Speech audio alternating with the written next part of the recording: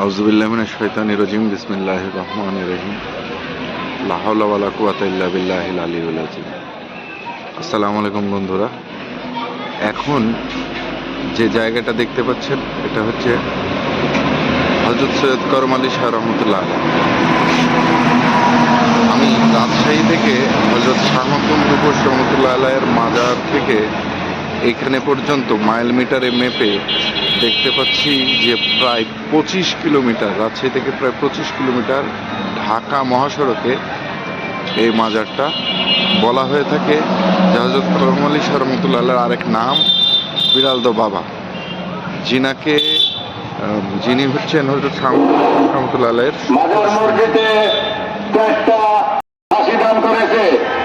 তাহলে যাওয়া যাক ভেতরে, দেখা যাক বাবার দরবারটা দেখি।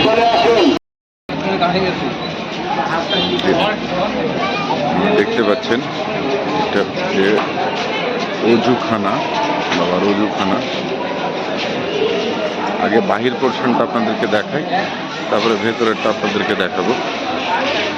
এখানে হাজারো মানুষ, আজকে জুম্মা দিন, সকলে উপস্থিত হয়েছে এখানে একজন মান্যতের করার জন্য, বিভিন্ন হাজত মান্যত পূরণ করার জন্য এখানে উপস্থিত হয়েছে। আমরা দেখতে পাচ্ছেন কিছু মেলাও বসেছে, এদিকে সকলে খানা আয়োজন করছে, পুরাটাই মেলার মতো বসে গেছে।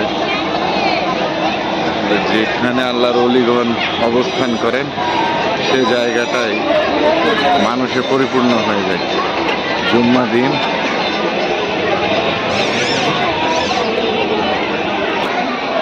হচ্ছে মাজার শরীফের মহিলা গেট। মহিলা গেট দেখতে পাচ্ছেন, এপার দিয়ে মহিলারা প্রবেশ করেন জিয়ারতে। মহিলা হয়তো দেখা যাচ্ছে জিয়ারতে বসে আছেন ওনারা,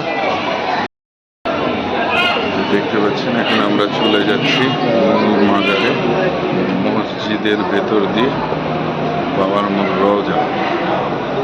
এটা হচ্ছে বাবার মূল রওজা।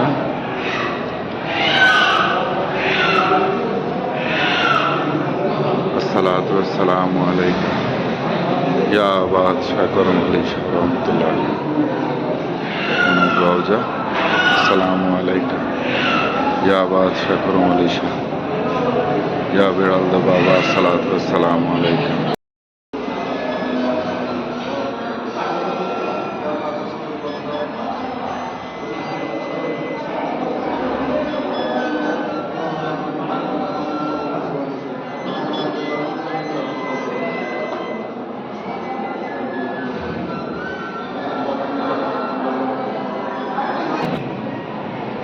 দেখতে পাচ্ছেন এটা হচ্ছে হযরত করম আলী শাহ রহমতুল্লাহ বাবার বিড়াল, অর্থাৎ বাঘের মাজার।